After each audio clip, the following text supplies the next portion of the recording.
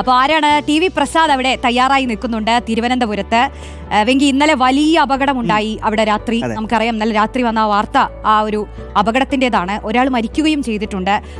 പ്രസാദ്, എന്താണ് സാഹചര്യം? ഇപ്പോൾ പരിക്കേറ്റവരുടെയൊക്കെ ഒരു ആരോഗ്യസ്ഥിതി എന്താണെന്ന് ആദ്യം അറിയണം. മറ്റൊന്ന്, ഈ അപകടം എങ്ങനെ സംഭവിച്ചു എന്നാണ് കരുതുന്നത്? ഡ്രൈവറുടെ ഭാഗത്തു നിന്നൊക്കെ എന്തെങ്കിലും വീഴ്ച സംഭവിച്ചിട്ടുണ്ടോ? ഡ്രൈവർ കസ്റ്റഡിയിലും കൂടിയാണ് അല്ലേ?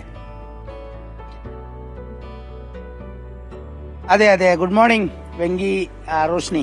ഇന്നലെ രാത്രിയായിരുന്നു 10-15 കൂടിയായിരുന്നു അപകടമുണ്ടായത്. തിരുവനന്തപുരത്ത് നെടുമങ്ങാട്ട് വെമ്പായത്തിനടുത്താണ് ഈ അപകടം ഇന്നലെ നടന്നത്. അപകടം നടക്കാനുള്ള കാരണമായി പ്രാഥമികമായി പറയുന്നത് അതൊരു കൊടും വളവാണ്.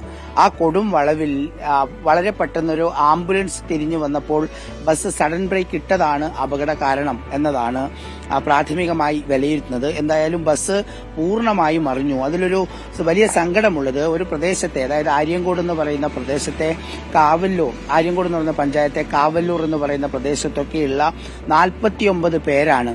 വിവിധ കുടുംബങ്ങളിലൊക്കെ പെട്ടവർ, കുഞ്ഞു കുട്ടികളൊക്കെയായി വളരെ സന്തോഷത്തോടെ ഇന്നലെ ടൂറിന് പോയതായിരുന്നു അവർ. ആ ടൂറിന് പുറപ്പെട്ട് ഏതാണ്ട് ഒരു അരമണിക്കൂർ പിന്നിടുന്നതിന് മുമ്പാണ് ആ ഒരു ദുരന്തം തന്നെ ഉണ്ടായത്.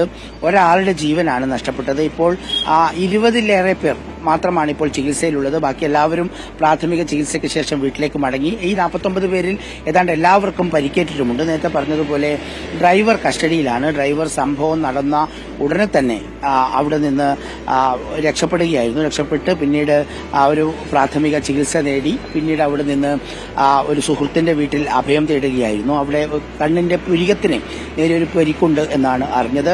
സംഭവം നടന്ന ഉടൻ തന്നെ നാട്ടുകാരുടെ ഒരു ഇടപെടലാണ് നമുക്ക് എടുത്തു പറയേണ്ടത്. അത്രയേറെ ആളുകൾ സംഘടിച്ചു. പോലീസും ഫയർഫോഴ്സും ഒക്കെ എത്തുന്നതിന് എത്രയോ മുമ്പ് തന്നെ നാട്ടുകാർ അവരുടെ രക്ഷാപ്രവർത്തനം തുടങ്ങിയിരുന്നു. പിന്നീട് ഫയർഫോഴ്സും മറ്റ് സംവിധാനങ്ങളും വന്നതിന് ശേഷം ആ ബസ് വെട്ടിപ്പൊളിച്ചാണ് അതിൽ നിന്ന് ആളുകളെ പുറത്തെടുത്തത്. വലിയ അപകടം തന്നെയായിരുന്നു. ഒരുപാട് പേർ മരിക്കാനിടയുണ്ട് എന്ന രീതിയിലായിരുന്നു ആദ്യം നമുക്ക് കിട്ടിയ വിവരങ്ങളൊക്കെ. പക്ഷേ എന്തോ ഭാഗ്യവശാൽ അങ്ങനെ ഉണ്ടായില്ല. കുഞ്ഞുങ്ങളുണ്ട്, അതായത് 9 കുഞ്ഞുങ്ങളുണ്ട്. അവർ SAT ആശുപത്രിയിലുണ്ട്. മറ്റ് ചില പരിക്കുകളുള്ള, കുറച്ച് കാര്യമായ പരിക്കുകളുള്ള, ഗുരുതരാവസ്ഥയിൽ ഇല്ല എന്നുള്ളതാണ് ഡോക്ടർമാർ നൽകുന്ന വിശദീകരണം. രാവിലെ നമുക്കൊന്നുകൂടി അന്വേഷിക്കാം.